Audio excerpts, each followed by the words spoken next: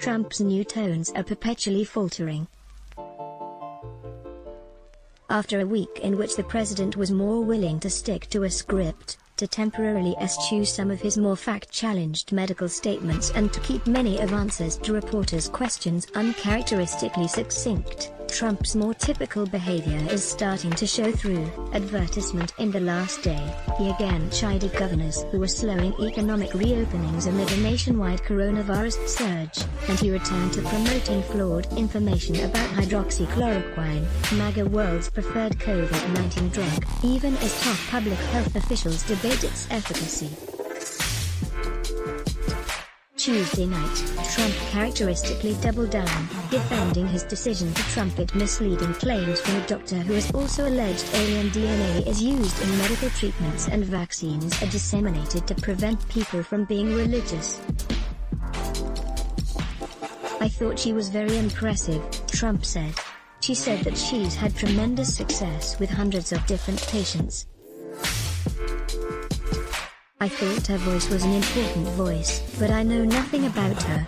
The swinging pendulum of Trump's tone represents the latest instance of Trump pulling back on his frequent tactics, pushing evidence-deficient claims, interweaving political attacks with policy announcements, only to revert within days. It's a trend that spans back to his campaign days, but it has been particularly apparent in recent months, as the pandemic and nationwide protests have rocked the country.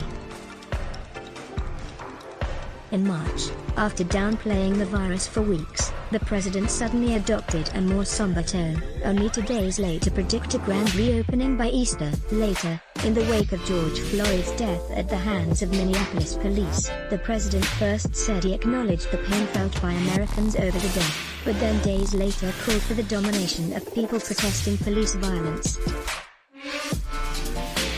While Trump's critics inevitably roll their eyes each time Trump reverts to form, his backers say that as long as he avoids the more egregious fumbles, like retweeting a video of a supporter yelling "white power," his off-the-cuff style will continue to be a political tool.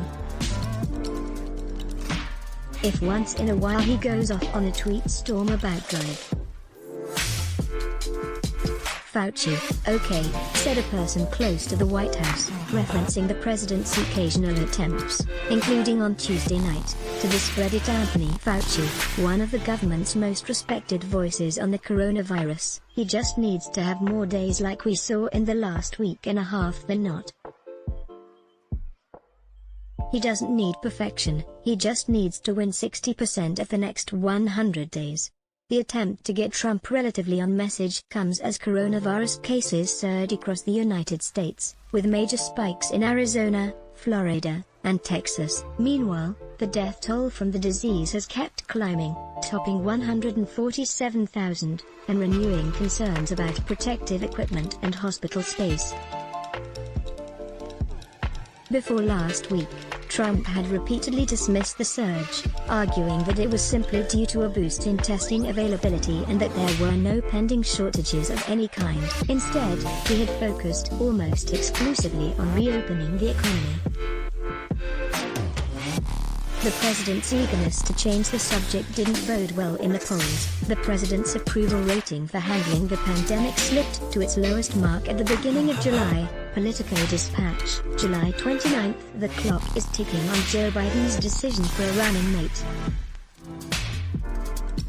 Politico's Laura Barron Lopez breaks down why Stacey Abrams, Susan Rice and Gretchen Whitmer are under consideration to be Biden's No. 2.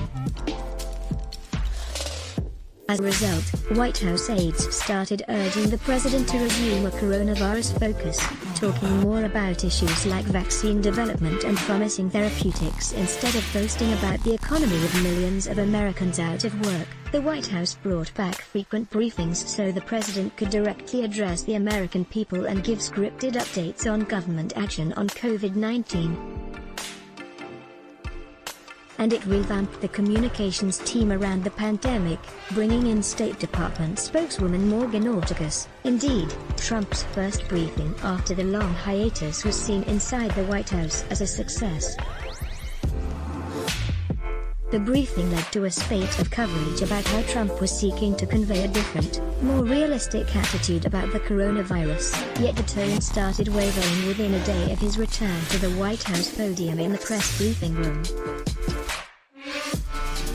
At his second briefing, the president claimed, without evidence, that the southern border wall was helping keep the coronavirus out of the U.S., and took jabs at both former President Barack Obama and presumptive Democratic presidential nominee Joe Biden.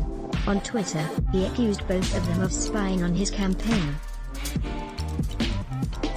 "So Obama and his team of lowlifes spied on my campaign, and got caught, open and shut case," Trump tweeted on Friday. Will they ever pay the price? The political crime of the century.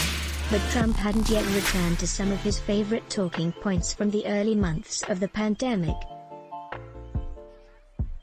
First, that his critics were trying to suppress hydroxychloroquine as a COVID-19 drug for political reasons. And second, that governors should swiftly reopen their economies.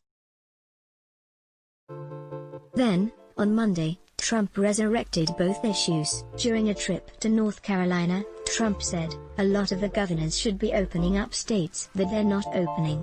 And Monday night, the president began trumpeting flawed studies and comments about hydroxychloroquine, which he once took as a prophylactic, on Twitter. Tuesday, he defended his choice. "I think it works in the early stages.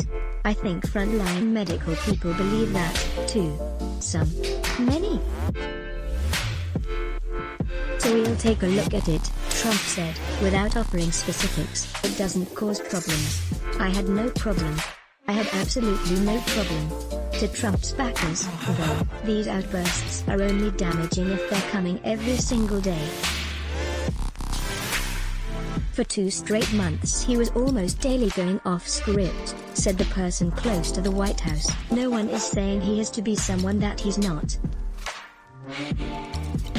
It just means he can't be generating daily negative headlines like last few months."